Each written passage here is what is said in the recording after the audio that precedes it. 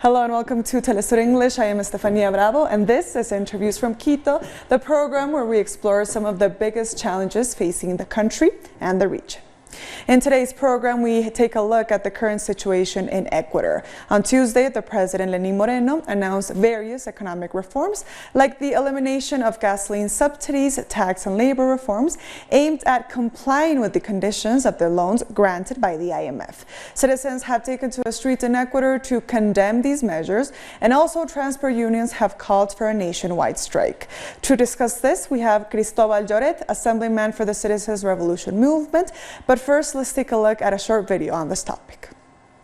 Ecuadorians have taken to the streets to protest against the new economic measures announced by President Lenín Moreno. Even though the government decided not to increase the value-added tax, the increase on the diesel and extra gas price was enough to awake the rage of the citizens, not only of the capital, but the whole country. Which are the consequences of these announcements? Follow our analysis. Juan Cristobal, thank you so much for your time for Telesur English. First of all, could you give us an overview of the economic measures imposed by President Lenín Moreno, and also how do these measures affect the Ecuadorians? Thank you very much. Greetings for you, Stephanie, and for all of the audience of Telesur. Well, Ecuador is going by a very difficult time.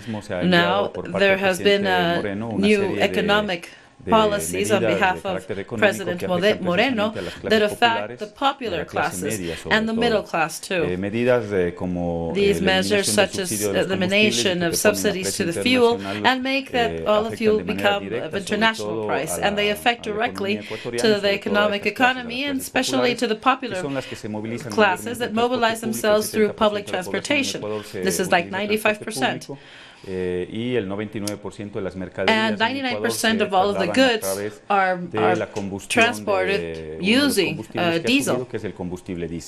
But maybe the scenario that we see is much more complex, because it's not only from the economic standpoint. I think I would like to make a reflection on the political and the social scenario.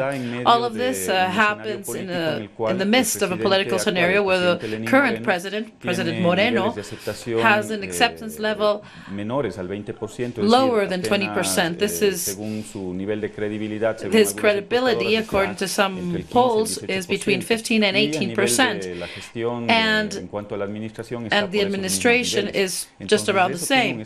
So this gives us a more complex scenario, because these economic measures that are unpopular come in a scenario where the government has no credibility or acceptance. So this is going to be much more complex. If we go to the social aspect, we have a trigger that is even worse, that is on the streets, that have been filled up by millions of people in different provinces with these measures. Right now, they're being attacked by the police, and just some minutes ago, I think some hours ago, there has been new measures on behalf of the government to try to stop from the Ministry of Government through the National Police, and this escape valve is through the streets. Now, you mentioned the state of emergency in Ecuador. What does that entail? Well, with this state of emergency, we have the limitation of certain rights and guarantees. These are all constitutional, and of course, some money can be mobilized to attend to this contingency at the streets. I think this is the scenario that has been posed by the current president to try to counteract, and maybe the police here, we hope that it's not going to be too violent. We hope that they will not try to repeal thousands of people that are gathering the streets to protest. And according to our Constitution, there is of Article 95, citizens are guaranteed the possibility to resist.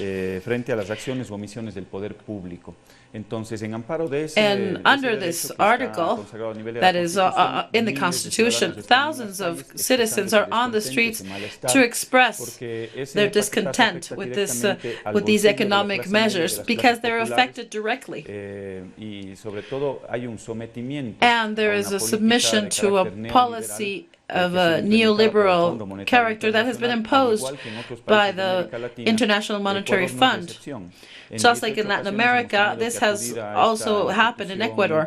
We have had to go to these credit organizations 18 times before, and they have never been positive to shorten the inequality in Ecuador. And probably this will not be an exception that will allow us to say that we will be starting a new development or take us out of this hard economic moment. Has praised Moreno's reforms as saying it, and I quote, "They are aimed at improving the resilience and sustainability of the Ecuadorian people's economy." What is your opinion on that? Ecuador at this moment has submitted not only their economic policy, but the entire government to this international entity. This is the type of policy that the IMF applies all around the world. And the country itself has agreed to all of this.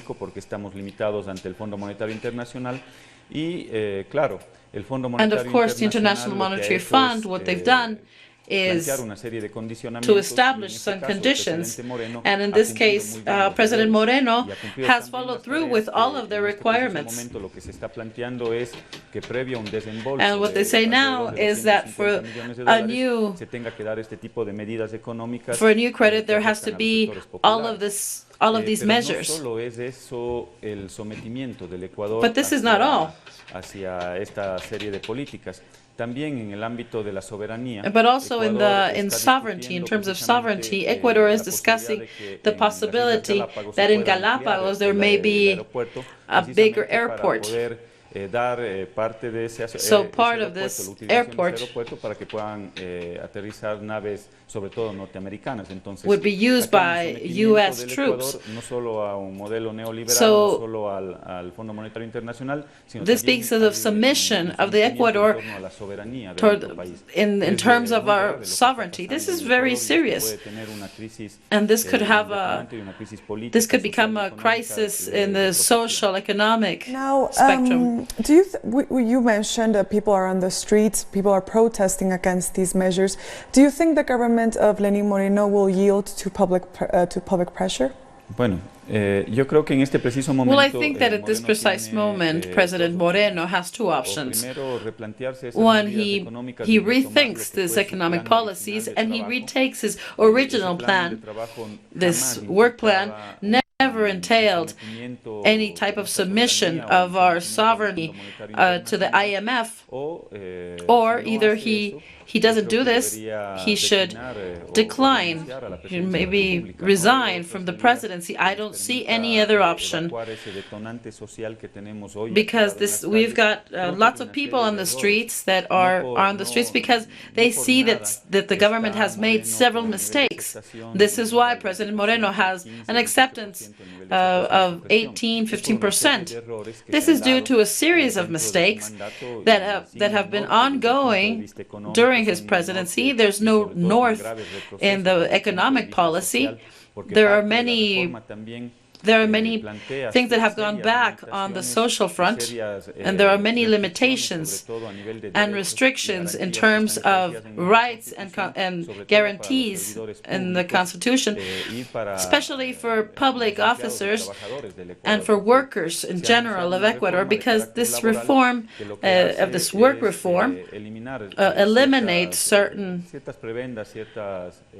guarantees, certain social conquests that Ecuador has been able to attain over its history. So what's coming is very, very difficult in the labor aspect, because there are some dispositions that go against our constitution and other laws. Juan Cristobal, is this a political or citizens' fight? This is a citizen fight. Of course, it has a political aspect when it's not only the people, but are also several groups that have joined together in the manifestations and protests on the street. And therefore, we're not only speaking of a disgust. There are several policies that have not been fulfilled on behalf of the government. This government has not been able to have a clear north in the economic aspect.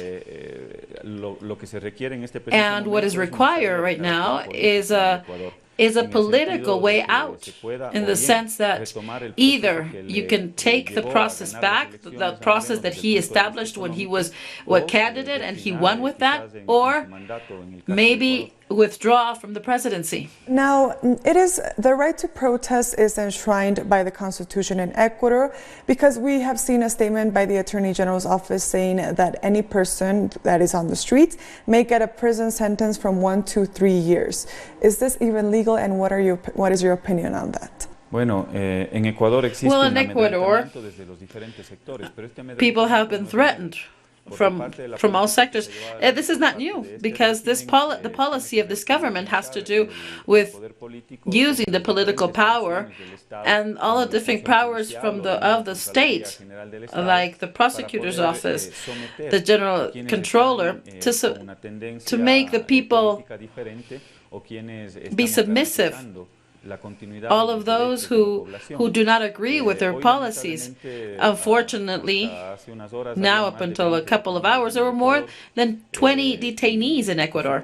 And of course, there are certain mechanisms that are used, like the state of emergency, or the prosecutor general making a statement threatening that people will be detained if somebody protests on the streets.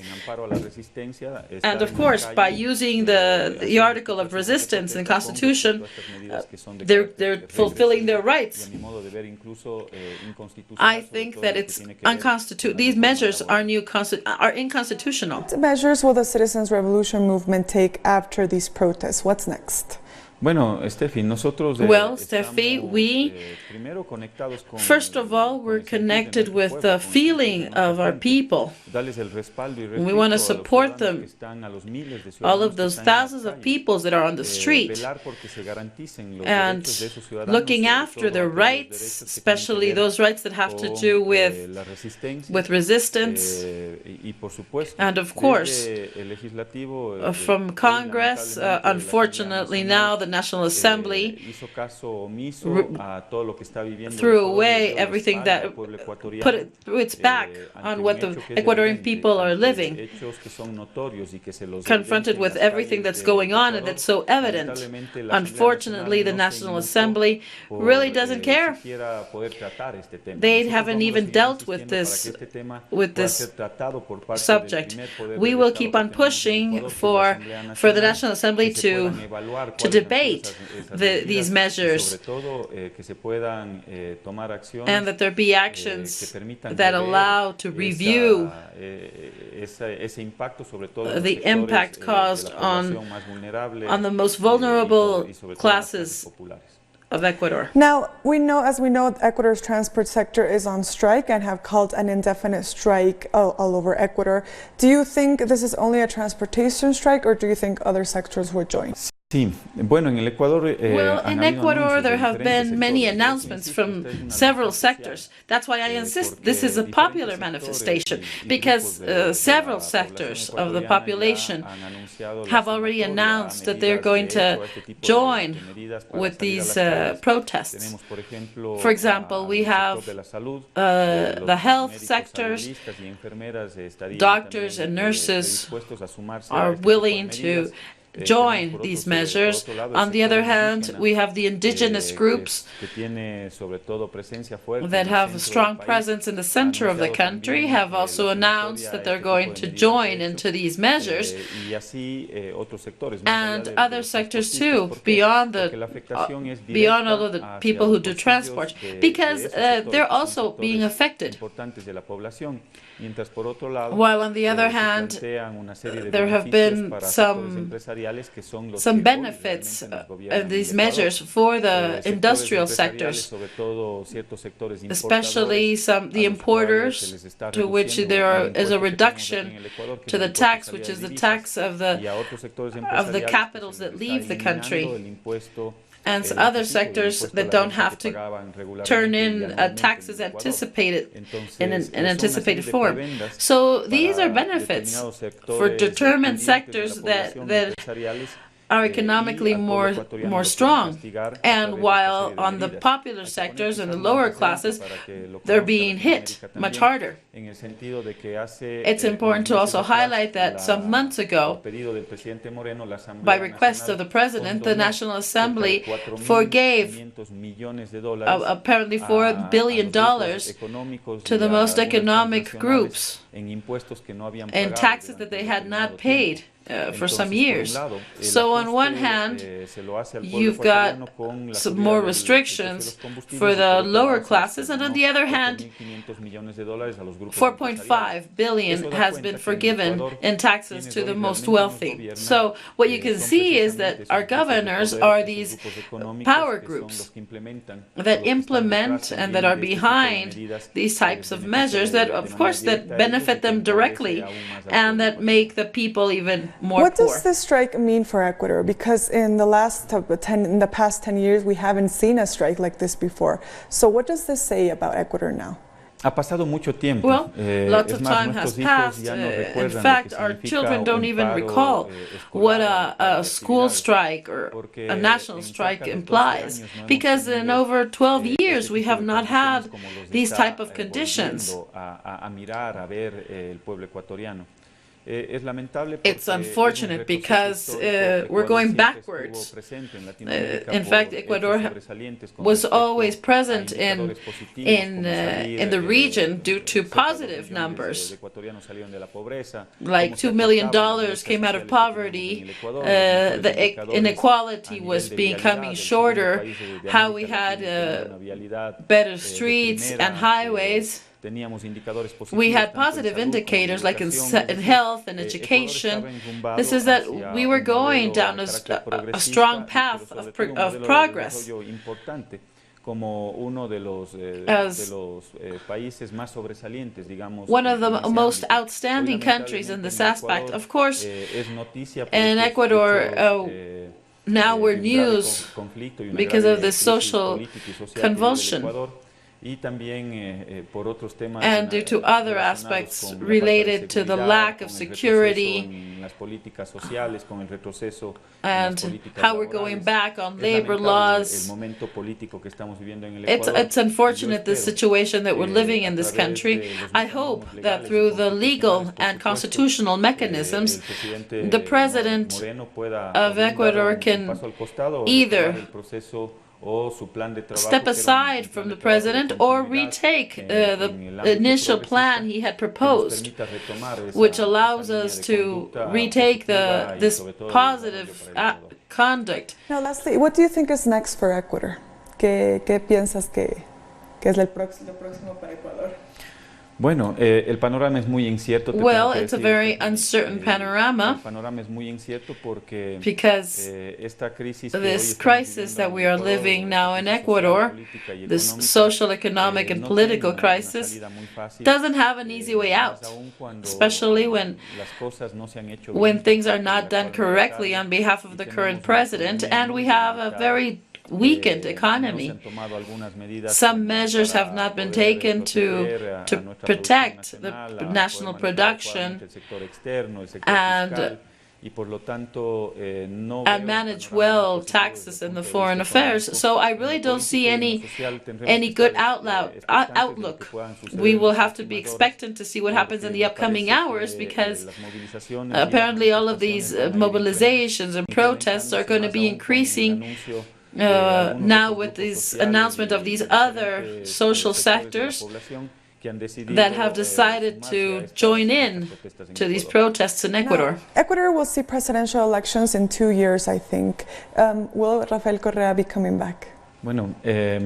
Eso es un Well, clamor del pueblo that ecuatoriano is en what este the preciso Ecuadorian momento. people are asking Luego for at this moment. de muy duros momentos After very harsh persecución moments política que ha of vivido el being Ecuador como nunca antes la hemos vivido, attacked, tratando de deslegitimar, de trying to desdibujar un gobierno delegitimize a progresista que progressive nos puso en la government vanguardia en that put us muchísimos at the temas. vanguard on many Yo creo topics. que la gente I hoy en think las that calles se nowadays pregunta people are y asking reflexiona themselves and acerca reflecting de que si los 10 on años if the anteriores en los 10 cuales estuvo years Rafael where Correa was estuvimos mejor. governing, maybe Y we la were gente better. sabe que And people Ecuador know estuvo por el that camino correcto people con were un on the rumbo right path.